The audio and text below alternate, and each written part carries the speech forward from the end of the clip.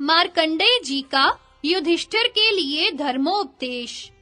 वैशंपायन जी कहते हैं, तदनंतर राजा युधिष्ठिर ने पुनः मार्कंडेय जी से पूछा, मुने, प्रजा का पालन करते समय मुझे किस धर्म का आचरण करना चाहिए? मेरा व्यवहार और बर्ताव कैसा हो जिससे मैं स्वधर्म से भ्रष्ट न होऊं?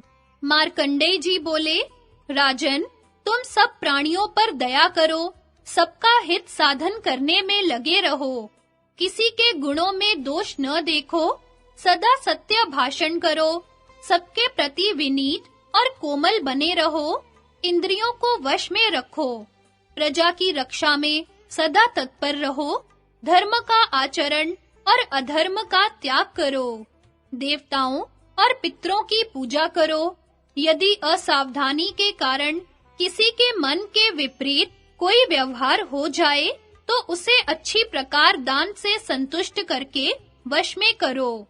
मैं सबका स्वामी हूँ, ऐसे अहंकार को कभी पास न आने दो। तुम अपने को सदा पराधीन समझते रहो। तात युधिष्ठिर, मैंने तुम्हें जो यह धर्म बताया है, इसका भूतकाल में भी धर्मात्मा पुरुष पालन करते रहे हैं और भविष्य में भी इसका पालन आवश्यक है। तुम्हें तो सब मालूम ही है, क्योंकि इस पृथ्वी पर भूत या भविष्य ऐसा कुछ भी नहीं है जो तुम्हें ज्ञात न हो। प्रसिद्ध कुरु वंश में तुम्हारा जन्म हुआ है, अतः मैंने तुम्हें जो कुछ बताया है उसका मन, वाणी और कर्म से पालन करो। युधिष्ठिर ने कहा, द्विजवर, आपने जो उपदेश दिया है वह मेरे कानों को मधुर और मन को बहुत ही प्रिय लगा है। मैं प्रयत्न पूर्वक आपकी आज्ञा का पालन करूंगा। प्रभो, धर्म का त्याग होता है लोभ और भय आदि से। मेरे मन में न लोभ है न भ्रम। इसी प्रकार किसी के प्रति डाह या जलन भी नहीं है। इसलिए आपने मेरे लिए जो कुछ भी आज्ञा की है सबका पालन करूंगा।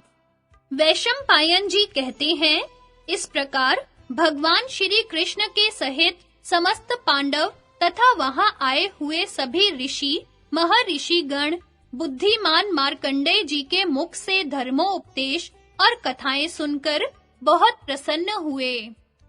इंद्र और बक मुनि का संवाद। इसके बाद धर्मराज युधिष्ठिर ने मार्कंडेय जी से निवेदन किया, मुनिवर, सुनने में आता है कि बक और दालभ्य ये दोनों महात्मा चिरंजीवी हैं और देवराज इंद्र से इनकी मित्रता है।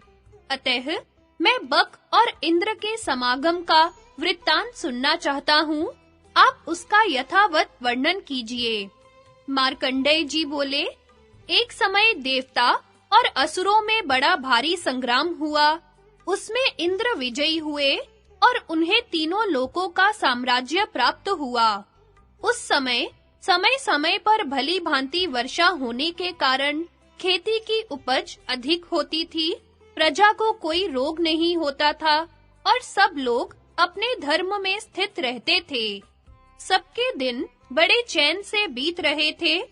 एक दिन की बात है, देवराज इंद्र अपनी प्रजा को देखने के लिए ऐरावत पर चढ़कर निकले।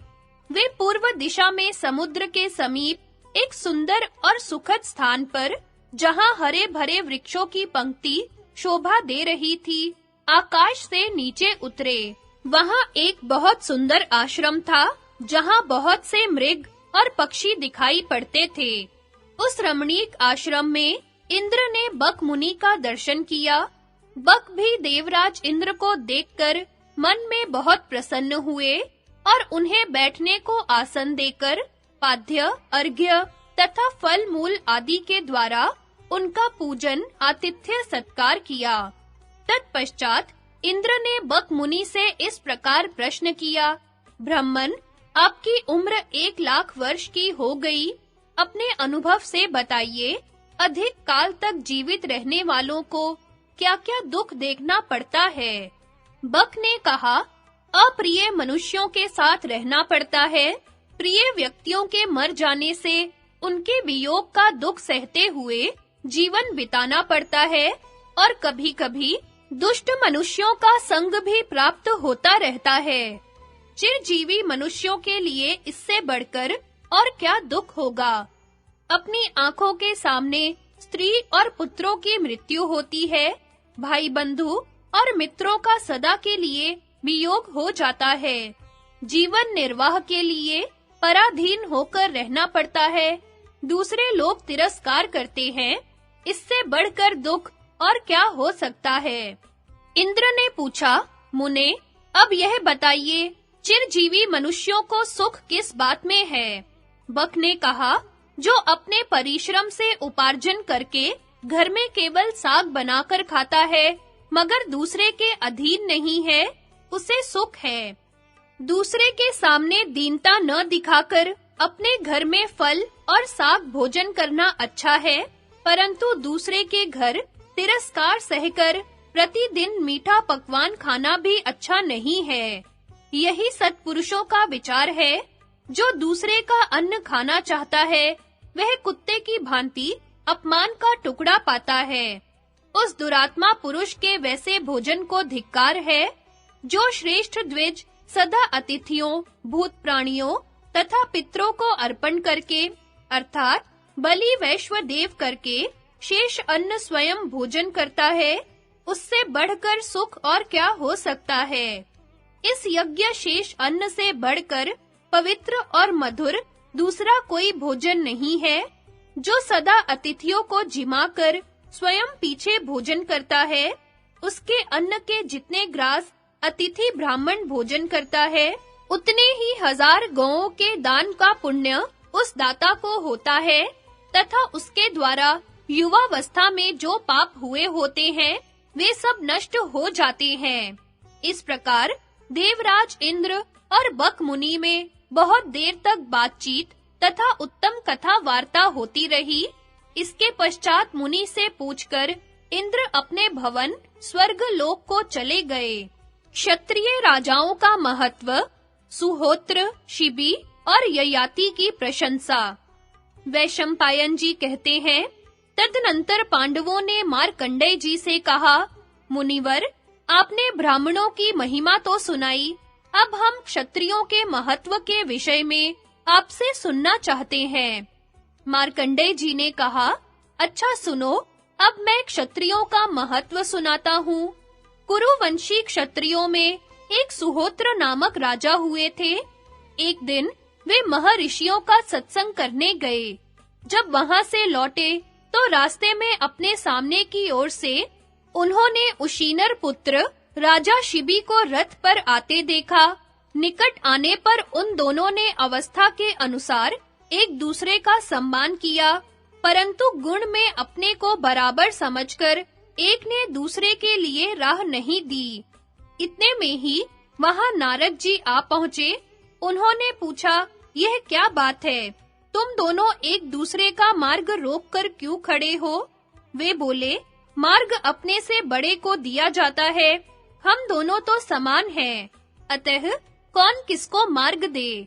यह सुनकर नारद जी ने 3 श्लोक पढ़े, जिनका सारांश यह है, कौरव, अपने साथ कोमलता का बर्ताव करने वाले के लिए क्रूर मनुष्य भी कोमल बन जाता है।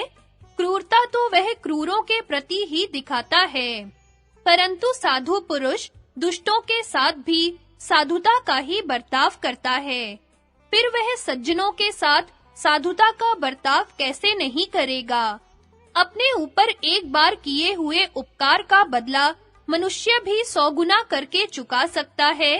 देवताओं में ही यह उपकार का भाव होता है, ऐसा कोई नियम नहीं है। इस उशीनर कुमार राजा शिबी का व्यवहार तुमसे अधिक अच्छा है। नीच प्रकृति वाले मनुष्य को दान देकर वश में करे, झूठे को सत्य भाषण से जीते, क्रूर को क्षमा से और दुष्ट को अच्छे व्यवहार से अपने वश में करे। अतः तुम दोनों ही उदार हो। अब तुम में से एक जो अधिक उदार हो, वह मार्ग छोड़ दे। ऐसा कहकर नारद जी मौन हो गए। यह सुनकर कुरुवंशी राजा सुहोत्र शिबी को अपनी दाईं ओर करके उनकी प्रशंसा करते हुए चले गए। इस प्रकार नारद जी ने राजा शिबी का महत्व अपने मुख से कहा है। अब एक दूसरे क्षत्रिय राजा का महत्व सुनो। नहुष के पुत्र राजा ययाति जब राज सिंहासन पर विराजमान थे, उन्हीं दिनों एक ब्राह्मण गुरु दक्षिणा देने के लिए भिक्षा मांगने की इच्छा से उनके पास आकर बोला, राजन, मैं गुरु को दक्षिणा देने के लिए प्रतिज्ञा करके आया हूँ, भिक्षा चाहता हूँ। संसार में अधिकांश मनुष्य मांगने वालों से द्वेष करते हैं, अतः तुमसे पूछता हूँ कि क्या तुम मेरी अभीष्ट वस्तु दे सकोगे? राजा बोले, मैं दान देकर उसका बखान नहीं करता, जो वस्तु देने योग्य है उसको देकर अपना मुख उज्जवल करता हूँ। मैं तुम्हें 1000 लाल रंग की गौएं देता हूँ, क्योंकि न्याय युक्त याचना करने वाला ब्राह्मण मुझे बहुत प्रिय है। याचना करने वाले पर मुझे क्रोध नहीं होता और कोई धन दान में देकर मैं उसके लिए कभी पश्चाताप भी नहीं करता। ऐसा कहकर राजा ने ब्राह्मण को 1000 गौएं दी और उन्होंने वह दान स्वीकार किया।